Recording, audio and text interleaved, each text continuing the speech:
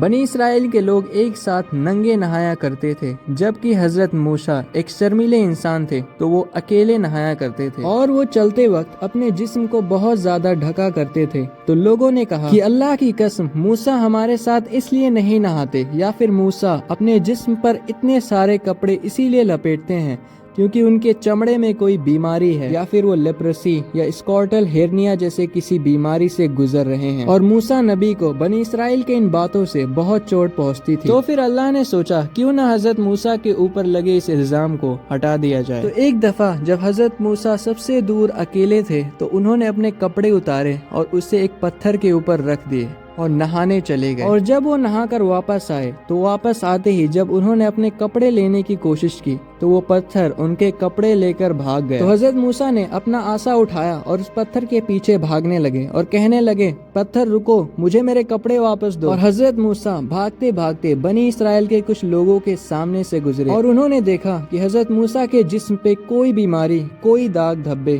نہیں ہیں، اور اللہ نے انہیں ان کے اس الزام سے آزاد کروا دیا۔ اور وہ پتھر ایک جگہ پہ جا رکا اور حضرت موسیٰ نے اپنے کپڑے پہنے اور اپنی لاٹھی سے غصے میں اتنی زور زور سے مارا کہ ابو ہریرہ کہتے ہیں کہ اس پتھر پر آج بھی 3، 4، 5 یا 6 نشان ابھی بھی موجود ہیں۔ اور اس واقعے کے بارے میں اللہ نے سورۃ الاحزاب کی 69ویں آیت میں بھی کہا ہے کہ اے ایمان والو، ان لوگوں جیسے نہ ہو جانا جنہوں نے موسیٰ کے اوپر الزام لگایا، پر اللہ نے انہیں ان کے الزام سے چھٹکارا دلوا دیا، اور بے شک حضرت موسیٰ اللہ کی نظروں میں عزیز تھے۔ اور یہ واقعہ ہے ان 2 حدیثوں میں جو ہے صحیح بخاری کی۔